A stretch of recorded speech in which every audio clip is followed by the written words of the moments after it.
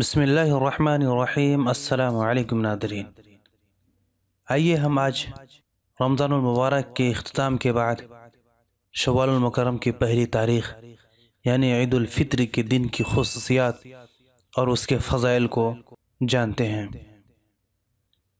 ناظرین گرامی، آپ سب کو معلوم ہے کہ سال کے 12 مہینے ہیں اور ہر مہینے کی کچھ نہ کچھ خصوصیات ہیں جن کی بنا پر اللہ تعالیٰ نے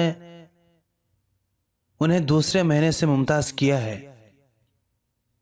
یہ شوال کا مہینہ ہے۔ شوال ہجری سال کا 10واں مہینہ ہے۔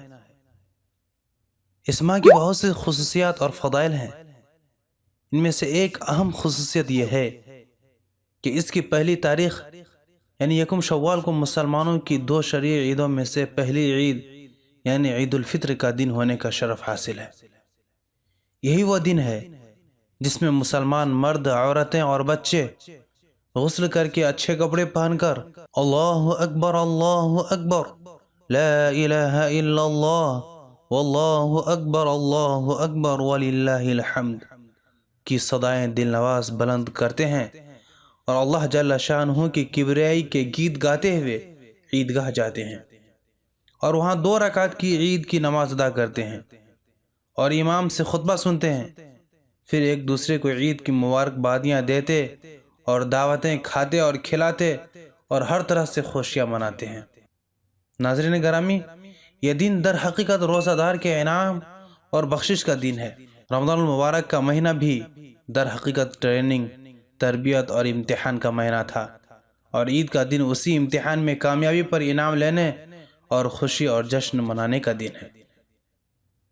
ناظرین گرامی، ہم نے تو عید کی خوشیاں منا لی اور رمضان کے روزے مکمل کر کے ہم نے یہ سمجھا کہ امتحان میں ہم کامیاب ہو گئے، مگر آئیے ہم ذرا غور کریں کہ 1 ماہ کی ٹریننگ کا جو کورس ہمیں اللہ تعالیٰ نے دیا تھا، جس میں ہمیں روزہ کا مکلف بنایا گیا تھا، ایمان و اخلاص کے ساتھ روزے کی نیت سے کھانے پینے اور بیوی سے جماع کرنے کو ترک کر دینے اور جھوٹ، غیبت، گالی گلوچ، جنگ و جدال وغیرہ وغیرہ یعنی تمام برائیوں سے بچنے کی تاکید کی گئی تھی، ایسا ہی اس کے برعکس اللہ تبارک و تعالیٰ نے رمضان مبارک میں نماز تراویح، تلاوت کلام اللہ، آخری عشاء میں شب قدر کی تلاش اور شب بیداری، اعتکاف، صدقہ و خیرات وغیرہ وغیرہ عبادتوں کے ذریعے ہمارے اندر تقوی اور پرہیزگاری پیدا کرنے، نیک و صالح بنانے اور ہم میں سال بھر کے لیے ان عبادتوں کا ذوق و شوق پیدا کرنے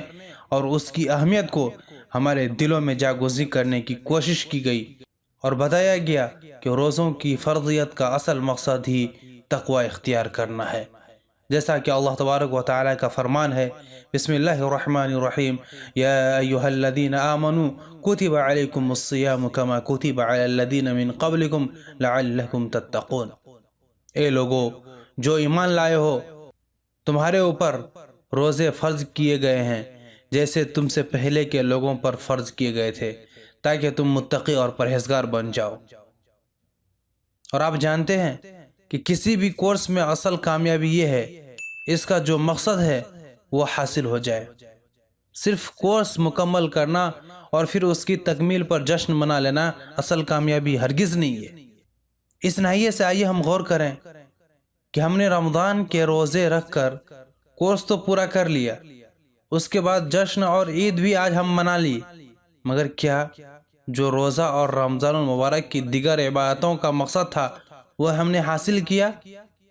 کیا جیسے ہماری مسجد رمضان المبارک میں 5 وقت نمازیوں سے بھری رہتی تھی اسی طرح ابھی بھی بھری رہیں گی؟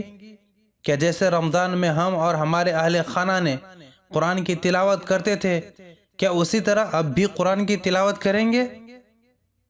کیا آج بھی تہجد اور نفل نمازوں کا اہتمام جیسے ہم پہلے کیا کرتے تھے، جیسے ہم رمضان المبارک میں کیا کرتے تھے، کیا اسی طرح سے ہم غیر رمضان میں ہم کریں گے؟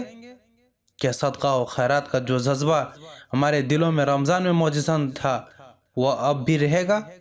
اگر ایسا ہوتا ہے تو یقیناً یہ ہماری بڑی خوش نصیبی کی بات ہوگی، کیونکہ ہم نے روزوں کا مقصد اصلی کو گویا پا لیا ہے اور ماہ رمضان کی عبادتوں کے حقیقی ثمرات بھی حاصل کر لیے ہیں۔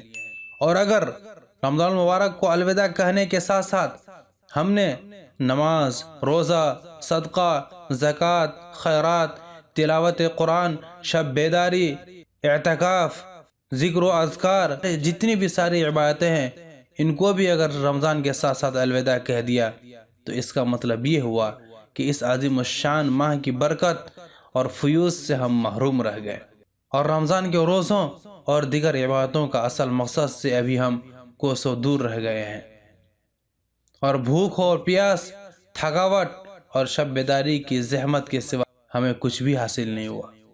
معزز ناظرین گرامی، لہذا آج سے ہم طے کریں کہ انشاءاللہ رمضان کے روزے کی روحانیت اور فیوض و برکات کو ہمیشہ یاد رکھیں گے، اور ہر مہینہ کے کچھ دن نفلی روزہ رکھ کر ایمان اور تقوی اور اجر و ثواب میں اضافہ کرتے رہیں گے، اور 5 وقتہ نمازوں کا خاص اہتمام کریں گے، اور ساتھ ہی ساتھ ذکر و اذکار، تلاوت قرآن کا بھی خاص اہتمام کریں گے انشاءاللہ۔ کہی گئی باتوں پر اللہ ہم سب کو عمل کی توفیق عطا فرمائے۔ آج کے لیے اتنا ہی۔ اگر ویڈیو پسند آئے تو لائک ضرور کر دیں۔ ملتے ہیں پھر کسی نئی ویڈیو کے ساتھ، تب تک اپنا بہت سارا خیال رکھیے گا۔ خدا حافظ۔